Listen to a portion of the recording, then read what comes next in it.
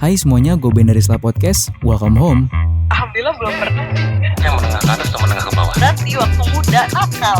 Godok suatu informasi. Malah gue pengen jadi kayak lo. Jelas ada pembedanya. Kayak gue gak mikirin apa-apa sih. Ya ampun Ben. Baik, kita bisa sharing kan. Halo semuanya, selamat datang di Sela Podcast. Gue mau cerita lagi atau berbagi pengalaman dari orang lain yang menurut gue menarik. Karena gue sendiri agak gak terlalu percaya sama hal yang begini. Dan gue bareng sama narsumnya langsung. Halo Yul. Di gimana kabar nih? Kabar baik-baik aja ya? Kabar baik, Tuhan. Sibuk apa nih? Masih Gue lagi WFO. apa tuh? Kok sih? Yeah, work from office. Iya. Jadi gue udah lama sih gue sempat mantau lu kan. Gue liat lah kok Nina, gue pikir cuma cerita horor biasa gitu loh. Beberapa kali gue liat di Instastory lu sempet digangguin gitu kan. Dalam arti mungkin ngajak lu main kali ya di kantor lama lu ya kalau gak salah sih. Ya benar, itu di Cimanggis. Di Cimanggis. Sekarang kantor baru nih? Sekarang kantor baru. Kantor baru, berarti udah gak ada yang gangguin lu lagi kantor baru? Nggak ada. Oh gak ada. Nah sekarang nih yang gue mau tanya nih, lu berarti bisa ngerasa atau ngeliat atau gimana nih? Emang iya, gue sih bisa lihat sebenarnya.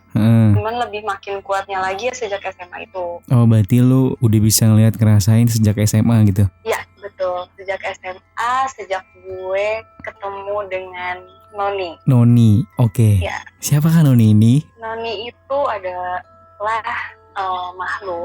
makhluk dari Belanda yang gue temuin. Kita ketemu, gue sama Noni ini ketemu di salah satu villa di Puncak. Oke. Puncak Pas, lebih tepatnya di Puncak Pas. Itu villa besar banget, memang villa Belanda. Jadi kalau kita di villa itu, kalau kita ngelihat pemandangannya, itu adalah pemandangan rumah-rumah Belanda zaman dulu yang masih warna-warni gitu, kayak rumah Barbie, warnanya ada yang pink, ada yang ungu gitu. Jadi? Nah, gue ketemu Noni itu di sana.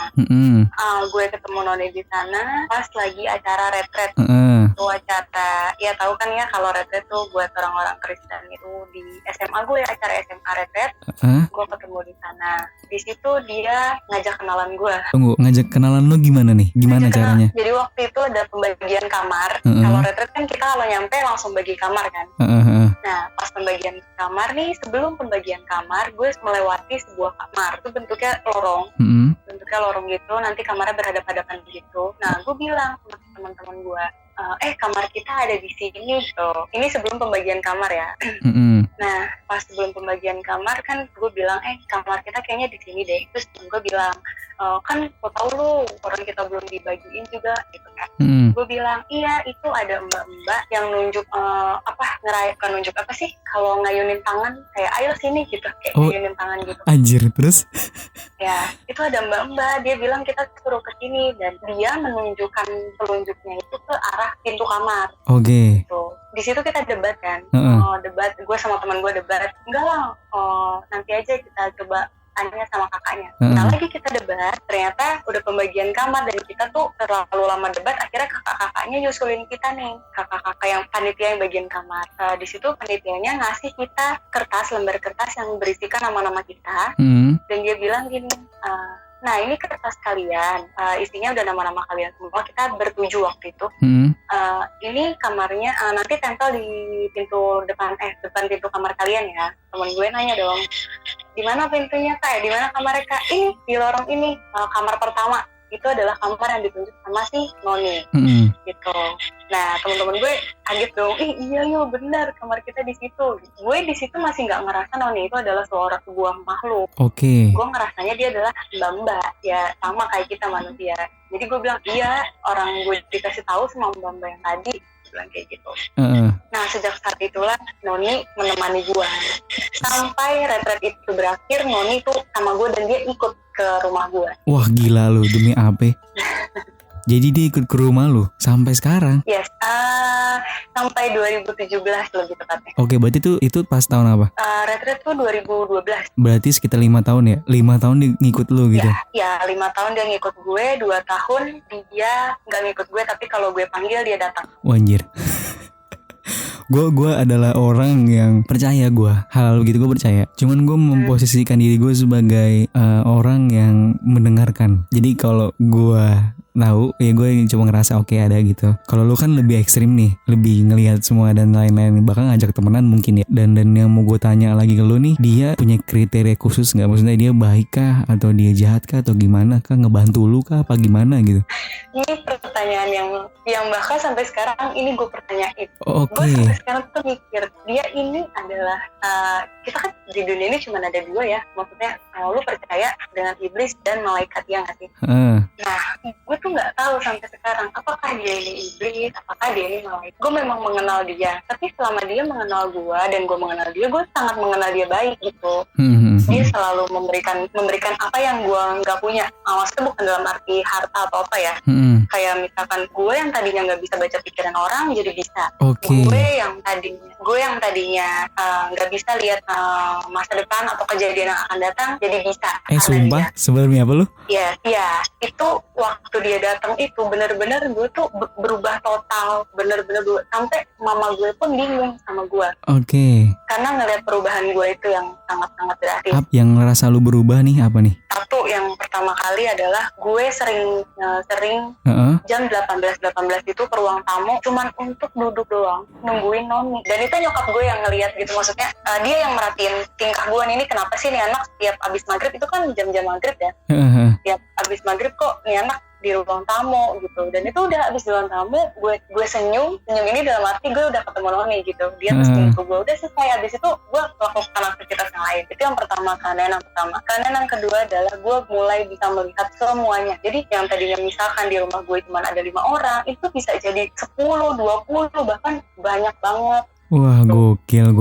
Sejak saat itu kan mereka itu berisik banget, mereka sangat berisik. Nah, perubahan yang gue alami itu adalah gue jadi cepet marah karena banyak banget gelombang suara yang gue terima gitu. Gak cuma gelombang suara manusia, tapi gelombang suara yang mereka ini, entah yang mereka lagi nangis, entah yang mereka lagi ketawa, entah mereka lagi cerita tentang kematian yang mereka tuh gimana, itu banyak banget masuk ke kuping gue. Itu yang bikin kadang gue suka stres dan kadang teriak sendiri gitu. Anjir. Sampai pada akhirnya gue kalau tidur, ke perubahan gue yang drastis adalah gue kalau tidur gue harus denger musik di headset tuh biar dia nggak mungkin nggak masuk ke pikiran lu ya dari kuping gitu kali ya. Iya, betul banget, biar gitu tadi mendistract gue kan supaya biar gue nggak ke sana lagi gitu, nggak dengar suara mereka. Itu perubahan gue yang drastis lainnya. Sama ngobrol sama mereka. Nah, perubahan makin meningkatnya itu adalah gue ngobrol sama mereka. Mereka ngajak ngobrol, akhirnya gue ngobrol gitu. Lu ngobrol apa deh, gue mau tahu. Mereka itu kalau misalkan ketemu gue baru pertama kali, yang mereka lakukan adalah mereka ngenalin diri mereka dan ngenalin latar belakang mereka, kenapa mereka meninggal. Itu yang pertama. Kedua, mereka biasanya cerita ada hal yang belum mereka sampaikan ke keluarga mereka atau ke orang tersayang yang kayak gitu, dan ujung-ujungnya itu nambah tugas gue, ngerti nggak? Kayak jadi gue nih yang harus nyampein ke orang yang masih hidup itu gitu. Lu yang disuruh sampein ke sana gitu. Dan lu nyari alamatnya gitu. Ya, sebenarnya sih nggak disuruh, tapi mereka tuh kayak minta tolong ya. Secara nggak langsung berharap lo kan bisa nih komunikasi sama gue, ayolah kasih tahu dong. Ini ada ini gitu. Salah satu contoh gue cerita, waktu itu gue kan SMA di Sawangan ya. Nah, di salah satu SMA negeri di Sawangan itu kan banyak banget kecelakaan di sana ya. Sawangan udah terkenal banget lah dengan kecelakaan-kecelakaannya. Nah, di sana ada kecelakaan waktu itu anak sekolah 2 orang. Kecelakaannya maghrib. Yang meninggal 1. Nah, yang meninggal ini dia tuh ketebur di got. Maksudnya dia tuh kenapa meninggal? Karena dia telat pertolongannya. Jadi dia tuh udah masuk ke got gitu. Dan polisi tuh nyari di sekitarnya doang, nggak nyari ke dalam got, ngerti kan? Tuh, jadi akhirnya dia meninggal karena telat pertolongannya. Orang-orang baru ngeliat dia tuh. Jadi kejadiannya maghrib, orang-orang ngeliat dia tuh pas selesai isya katanya di dalam got itu, dan dalam keadaan udah meninggal. Subuh. Gue tuh kalau berangkat sekolah tuh subuh jam 6-an atau setengah 6 kadang. Pas gue lagi naik motor, dia menunjukkan diri dia nih. Dan dia cerita sama gue. Itu gue lagi sambil naik motor, itu yang gue gak suka tuh, mereka tuh gak bisa ngelihat kondisi gue lagi apa gitu. Dia langsung datang sukanya aja gitu ya? Iya. Jadi pas gue lagi naik motor, gue di situ berboncengan sama teman gue namanya Riri. Dia tahu banget kalau gue di motor kadang suka ngomong sendiri, itu maksudnya ngobrol sama itu mereka. Jadi dia udah maklum gitu. Wow, oke. Terus? Dia cerita kalau ternyata ada satu kotak itu di bawah. Satu kotak itu ada di dalam joknya dia, jok motornya dia. Yang udah hancur banget sebenarnya itu motor. Ini dia kayaknya udah motor bebek atau motor apa, matic atau gimana nih? Motor matic. Yang ini yang meninggal itu kan? Iya, dan yang punya motor, dia juga yang punya motornya itu. Nah, di dalam motornya itu ternyata di dalam jok ada kotak. Kotaknya itu berisi kayak gelang sama apa ya? Gue lupa, gelang sama surat kalau nggak salah, yang mau dia kasih sebenarnya dalam perjalanan itu, mau dia kasih ke sahabat dia. Oke, terus? Tuh, ke sahabat dia, dan satu buah mobil-mobilan untuk hadiah adiknya yang lagi ulang tahun. Ulang tahunnya tuh 2 hari setelah meninggalnya dia. Tuh, jadi dia udah mempersiapkan mobil-mobilan itu intinya buat adik. Tuh keburu kebuang. Kebuang nggak? Bukan kebuang sih, kejual, karena motornya kan udah rusak banget, hancur banget. Jadi mungkin dibuang sama orang tuanya kali ya, atau diluakin gitu. Iya. Nah, dia minta tolong nih supaya barang itu nyampe ke tangan yang seharusnya gitu. Untungnya ternyata sahabatnya dia ini yang tadinya dia mau kasihin kotak itu, ternyata temen gue. Temen lu? Temen sama gue. Waduh, ya. Oke, terus dan akhirnya? Akhirnya gue dianterin sama temen gue ini untuk ke rumahnya si yang tadi meninggal. Terus gue tanya sama orang tuanya, dan motornya itu memang sudah diloakin, udah dikasih ke pemulung gitu. Tapi pemulungnya nggak jauh lah rumahnya dari di rumah yang meninggal ini. Nah, akhirnya singkat cerita intinya dapet itu dua barang itu. Udah, habis itu dia pergi, nggak gangguin dia lagi. Oh, jadi lu kayak ada misi khusus lo selesaiin itu ya? Iya, itu perubahan drastis gue itu, yang ngobrol sama mereka, dan itu tugas gue jadi kayak lebih banyak lagi aja gitu ngurusin mereka. Iya sih, bener. Dan lu ngerasa capek nggak sih? Capek banget. Gue awalnya seneng, sumpah gue awalnya seneng, gimana nggak seneng, coba ya, lu manusia normal, tiba-tiba lu punya sesuatu yang lebih yang semua orang nggak punya. Oke. Gue bener-bener senang, gue ada di atas langit ceritanya nih. Semua orang kayak, gue bisa tahu nih orang ngomongin siapa, gue bisa tahu, nggak usah gitu ya, ujian gue tahu jawabannya apa. What the hell? Lu nggak usah ikut UN berarti lu, mendingan lu CPNS lulus, gue rasa lu kalau tes CPNS. Iya, intinya gue bisa melakukan semuanya semau gue gitu intinya. Oke. Itu bantuan dari si Noni. Iya, tuh semenjak dia datang, gue nggak tahu apakah dia membantu atau dia tuh sebagai baterai tambahan buat gue. Gue mikirnya mungkin gue sudah punya dan dia datang buat nambahin baterainya sebelahnya lagi gitu. Misalkan lu punya 2 baterai harusnya, tapi gue baru cuma punya 1 baterai. Nah, Noni ini adalah baterai keduanya supaya gue tuh hidup, bener-bener hidup. Waduh. Gue mikirnya kayak gitu sih. Dan si Noni ini udah sampai sekarang masih ada nih. Sampai kan lu kan 2017 terakhir tuh, dan 2017 ke 2020 ini masih ada. Nah, itu yang tadi kan gue capek apa enggak kan, gue akhirnya capek di 2017. Capeknya gue sangat-sangat capek, sangat-sangat lelah karena tanggung jawab gue tuh jadi banyak gitu. Gue tahu ini berkat bagi gue karena gue bisa menolong orang lain sebelum itu kejadian gitu kan. Oke, lu sebelum kejadian lu bisa nolong orang lain gitu? Kayak misalkan ada bukan motor. Waktu itu gue nolongin ibu-ibu yang hampir ketabrak motor. Oke. Terus gue nolongin temen gue yang hampir dia masuk ke kecelakaan beruntun. Dia bilang itu di mana? Kecelakaan beruntunnya di mana? Ya, itu ada di Depok Timur. Oke, Depok Timur. Di daerah Depok Timur. Jadi temen gue mau pulang dari gereja kan. Dia mau pulang, terus dia bilang, aduh gue harus cepet-cepet nih. Saya ngantuk kata dia gitu kan. Gue pengen cepet-cepet pulang, pengen cepet-cepet nyampe tempat tidur gitu. Terus tiba-tiba gue ngomong, Kal, lu jangan sampai naik motor di atas lebih dari 40 km per jam. Gue bilang kayak gitu kan. Kalau lu lebih dari itu, lu bakal kena masuk ke dalam kecelakaan beruntun di mana itu ada 2 mobil dan 1 motor. Jadi 2 mobil dan 2 motor gitu. Lu tinggal pilih mau 2 mobil dengan 1 motor atau 2 mobil dan 2 motor. Gue bilang kayak gitu. Dan dia akhirnya? Dan ternyata itu kepikiran sama dia di perjalanan. Oke. pas gue ngomong kayak gitu. Dan akhirnya dia nurutin gue, bahkan 40 km aja katanya enggak. Itu tuh bener-bener kayak cuma 20 sampai 30. 40 tuh maksimal banget gitu dia jalan. Sampai lama banget nyampe rumahnya dia. Dan di tengah jalan di Depok Timur bener ada 2 mobil dan 1 motor kecelakaan gitu. Dan dia berada di sekitar 500 meter dari tempat itu. Oke. Balik lagi ke suasana lu waktu pas retreat ya kan. Lu mulai ketemu dia ngajak lu main di sana gitu. Dan lu selama retreat itu lu berapa hari sih sana? 3 hari, benar. 3 hari 2 malam. Biasa kan gitu 3-2 malam kan. Nah, di hari-hari itu tuh apa yang lu rasain tuh di situ? Maksudnya dia ngajak lu main lebih parah kah atau dia malah gangguin lu dan lain-lain? Enggak, di 3 hari itu gue dikenalin dengan tempat-tempat itu. Dia tuh kayak tour guide gue. Jadi gue ngerasa memang dia pemilik villa itu. Makanya gue gak ngerasa dia makhluk, karena dia begitu mengenal tempat itu. Dia kenali, dia tuh ngajak gue tour guide gitu. Ini ada rumah bawah tanah, dia bilang. Rumah bawah tanah? Ruang bawah tanah. Oh, ruang bawah tanah. Ada ruang bawah tanah? Iya, jadi ruang bawah tanah itu adalah ruang di mana tempat dia meninggal ternyata. Setelah gue tahu kalau dia itu makhluk. Oke, dan lu coba selesai misi itu nggak? Maksudnya kan dia meninggal di bawah kan, di bawah ruang bawah tanah itu kan, dan sempat minta tolong ke lu nggak sih untuk selesaiin ini? Oh, dia udah nggak punya misi lagi sih.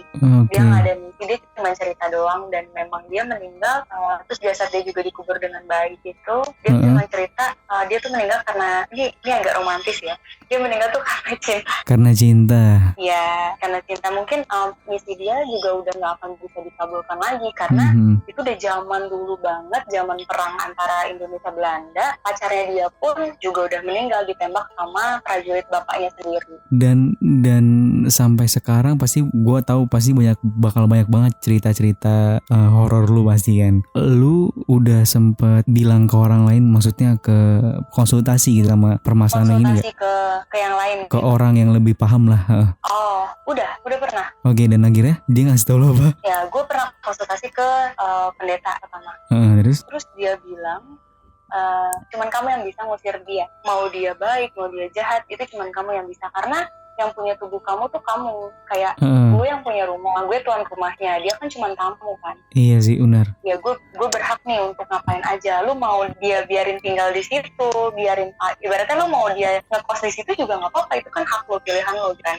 Nah, atau mau tinggalin dia pergi dia itu juga nggak apa-apa. Itu konsultasi dari pendeta gue. Terus gue juga cerita sama orang-orang yang memang punya juga, tapi mereka memang punyanya dari dalam, bukan karena ditempelin gitu kan. Kalau gue kan karena ditempelin gitu kan. Nah, gue cerita sama mereka, terus mereka bilang pada awalnya baik. Ini yang menarik ya, pada awalnya baik dan pada akhirnya mereka akan ngelunjak gitu. Jadi kayak memonopoli. Ya bener sih, Mas, kayak lu baik sama orang. Nih berarti kita sama manusia ya. Kita kalau sama baik sama orang pun kadang orang dikasih hati minta jantung ya kan. Iya, benar. Nah, ternyata mereka juga begitu. Oke. Nah, untuk mereka menguasai diri gue, caranya adalah mereka memberikan apa yang gue nggak punya gitu. Yang tadi gue bilang gue bisa sampai ke atas langit gitu, yang gue bisa sombong gitu ke orang-orang kan. Bisa ini itu. Mereka memberikan itu di awal sebelum mereka ngelunjak. Makanya gue putusin di 2017 untuk adain perjanjian sama dia. Oke, ada perjanjian. Siap. Apa tuh yang lo obrolin tuh? Dia tuh harus pergi dari hidup gue. Sebenarnya gue udah melakukan ini berkali-kali sih sebenarnya. Yang pertama kali itu adalah di kosan gue waktu gue kuliah. Gue pakai segala media karena gue susah banget ngobrol sama dia. Jadi tuh gue tuh kalau ngobrol sama dia tuh harus pakai media gitu, kayak cermin atau apa semacam. Wah, gila. Gitu. Terus? Ya, akhirnya gue pakai cermin waktu itu dan gue ngobrol sama dia di cermin. Gue bilang gue pengen dia pergi gitu. Gue nggak membutuhkan semua kemampuan ini. Gue bilang gue benar-benar pengen hidup normal. Dan gue nggak kalau lu mau jadi temen gue nggak apa-apa kok, gue bilang. Dan jawabannya dia bilang dia nggak mau, dia suka sama aura gue. Dia bilang kayak gitu. Oke, terus? Dia suka sama aura gue dan dia nggak mau pergi. Itu di 2017 awal. Nah, pada akhirnya gue membiarkan dia setahun lagi. Setahun lagi. Oke. Ya, setahun. Dia nggak tinggal sama gue, maksudnya dia nggak menempel di tubuh gue. mau manggil dia, gue bisa. Jadi sekarang tuh gue kayak punya saklar gitu, kayak punya kontak ya. Jadi kalau misalkan gue mau ada dia, gue mau buka pikiran gue mau kayak dulu, gue tinggal mencet kontaknya gitu, turn on, klik gitu. Nanti dia datang. Okay. Ya, tapi kalau misalkan nanti gue udah selesai, gue nggak butuh lagi, gue turn off. Itu adalah tujuannya supaya gue nggak terlalu banyak masuk memori ke otak gue. Yang tadi gue bilang kan banyak banget memori yang masuk ya. Memori lo masuk, memori semua orang di sekitar gue itu masuk, kepribadian orang-orang itu masuk ke gue, latar belakang cerita mereka masuk ke gue, itu kayak nggak bisa gue saring kan. Nah, ini tujuannya tuh itu. Jadi gue bisa turn on, bisa turn off. Sekarang itu perjanjiannya. Ada lagi nggak hal yang lebih spesial dibanding kemarin gitu? Entah mungkin bukan Noni kah, atau lo ketemu siapa kah gitu? Hal spesial yang gue baru-baru temuin ini adalah seminggu kemarin malah. Minggu kemarin? Kenapa tuh? Iya, baru aja seminggu kemarin. Dari 3 tahun itu setelah gue lepas Noni, gue kan bermindset berarti gue gak bisa apa-apa lagi gitu kan. Gue adalah manusia normal, dan memang yang gue lihat itu memang manusia doang, udah gak ada lagi yang embel-embelnya gitu. Kalau misalkan di satu ruangan gue ngeliat ada 2 manusia, memang 2 manusia doang, gue gak bisa ngeliat yang lain-lain. Oh, itu kenapa tuh? Karena lu udah memutuskan rantai lu dengan si Noni itu? Iya, karena gue turn off.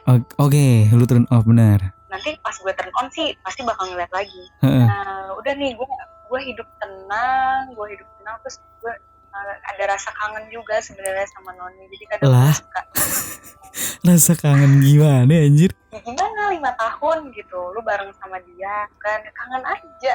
Kenapa lu nggak berhenti udah gitu, udah lu nggak usah lagi dah gue inget cukup gitu, tapi kenapa lu muncul rasa kangen itu gitu?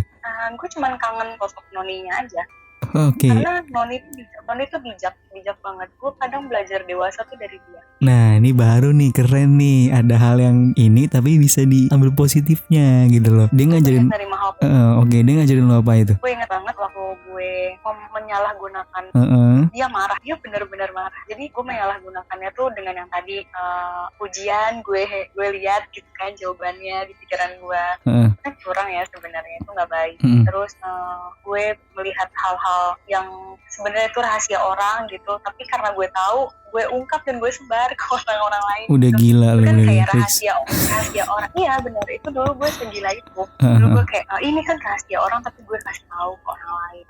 Noni marah banget. Dia sempet dia tuh kalau marah, Noni tuh kalau marah berubah banget wujudnya. Anjir. Yang tadinya cantik itu jadi bener-bener kayak wujud asli dia yang kering, tinggi, udah marah dia, dan dia bilang gini, kalau lu punya sesuatu kelebihan, ini bahasa gue gitu ya, kalau lu punya sesuatu kelebihan, sesuatu hal yang nggak dipunya sama orang lain, jadiinlah itu untuk membantu, bukan untuk menyesatkan gitu. Dia bilang bantu mereka, lo harus pilih mana yang prioritas. Gue pernah gini, jadi ada teman gue nanya tentang namanya kita masih remaja ya, masih suka ini loh, ada orang gitu, cowok itu kayak gimana sih gitu loh. Dulu waktu gue sekolah tuh banyak banget teman-teman sekolah gue yang yuk liatin dong cowok ini kayak gimana gitu. Di samping itu ada gue ngebaca satu yang dimana itu tentang ibunya teman gue yang udah parah, maksudnya udah mau meninggal, tapi ternyata punya konflik sama anaknya ini, sama si teman gue ini. Dan teman gue nggak tahu kalau ibunya itu sakit, dan di antara dua pilihan itu harusnya kan gue memberitahukan ke teman gue, dan berusaha untuk mau bilang ke teman gue, nyokap lu tuh sakit, lu harus pulang, dia butuh lo, harusnya gitu ya. Yang baiknya. Tapi karena gue nggak bisa mengontrol diri gue terlalu ria, terlalu senang dengan keadaan ini, gue ngerasa akhirnya gue milih temen gue yang nanya hal sepele tentang cowok. Nah, itu gila banget kan, makanya Noni marah. Lu tuh harus tahu mana yang prioritas. Itu di situ gue belajar untuk lebih dewasa lagi, gimana caranya gue milih apa yang harus gue prioritaskan di hidup gue. Gue kan sempet lihat kalau misalnya kita lagi ngobrolin dia gini nih, dia tiba-tiba datang di samping lo yang gitu, tuh bener gak sih kayak gitu? Tergantung ya, dianya kepo apa enggak. Karena nggak semua, tapi gini, sifat alaminya mereka adalah mereka tuh peka gitu terhadap ketakutan. Makanya kalau lo takut itu mereka sangat-sangat senang, sangat bahagia. Kalau lo takut, mereka tahu, mereka saat kita lagi ngomongin itu mereka tahu, dan saat kita lagi ngomongin mereka itu mereka senang. Oh gitu ya? Mereka senang. Kenapa mereka senang? Karena mereka tahu saat kita ngomongin mereka itu akan menimbulkan rasa takut pada diri kita sendiri atau rasa takut pada orang yang lagi dengerin cerita kita. Bener nggak? Bener sih. Pertanyaan terakhir gue nih ya, gimana saran lu untuk teman-teman yang nggak punya kelebihan kayak lu? Kan pasti mereka kan kayak gue nih, kayak gue kan orang awam, gue takut kan, pasti takutnya gimana gue. Nah, gimana nih saran lu untuk teman-teman yang orang kayak gitu, yang ngerasa takut? Saran gue adalah yang pertama, lu jangan penasaran gitu, dan jangan pernah lu mau buat mencoba dengan iri gitu. Lu boleh ngedengerin, tapi lu ambil positifnya aja. Jangan sampai pas lu ngedengerin kayak gini, lu ngedengerin cerita gue, terus tiba-tiba lu berpikir, ih gue pengen deh jadi kayak lo, ih gue pengen deh nyobain. Thank you itu gitu. banyak banget ya. Ada orang kayak gitu? Ya itu banyak banget yang pada saat gue kasih tahu hal-hal yang lebih dari gue, mereka tuh kayak merasa, gue pengen tahu baca pikiran kayak gitu. Mereka tuh lebih fokus ke hal yang kayak gitunya, tapi mereka nggak tahu dengan lo kayak itu, dengan lo bisa kayak gitu, apa hal negatif itu lebih banyak kan di dua. Mendingan jadi biasa aja gitu ya? Iya, jadi untuk dengan kalau menurut gue ya, kalau kalian emang suka dengerin hal kayak gini, ya jangan penasaran, cukup tahu aja, cukup tahu, jadiin ilmu kayak lo lagi belajar di kuliah gitu kan. Lo ya udah cukup tahu aja, selesai, habis itu lo pulang lupa lagi, ya nggak sih? Lo kalau sekolah gitu kan? Iya. Lo belajar, lo belajar, terus ngerjain soal saat itu, habis pulang udah selesai. Pas ditanya sama orang tua belajar apa, ya lupa gitu. Cuma gitu doang, judulnya doang kan yang ditahuan. Nah maksud gue, lo jadikanlah yang kayak gini-gini kayak gitu. Lo tertarik, ya udah lo penasaran, lo tertarik, terus gak usah lo pelajarin lebih jauh juga, karena dengan lo penasaran lo makin timbul rasa takut yang lo umpet-umpetin. Setuju gue. Oke deh Yul, iya pokoknya dari gue terima kasih banyak nih, lo udah mau sharing beberapa cerita. Thank you juga ya, mau ngajak gue buat sharing gitu, karena gue suka banget sih sharing. Tapi tetap buat ambil positifnya aja ceritanya gitu kan. Benar, ambil positifnya aja. Pokoknya kalau dari gua pesannya itu tetap lo jangan terlalu ambil serius, dalam arti lo cukup tahu aja gitu. Karena hal-hal kayak gini mendingan jangan, karena dari lo dengar sendiri kan dia capek, dia punya rasa capek maksud gua. So terima kasih untuk teman-teman yang masih stay dengerin Sela Podcast sampai sekarang. Jangan lupa dengerin Sela Podcast di Anchor, di Spotify pastinya, dan di YouTube untuk lo tonton, dan di Instagram untuk lo baca-baca informasi lebih lanjut. Dari gue thank you, jangan lupa sharing.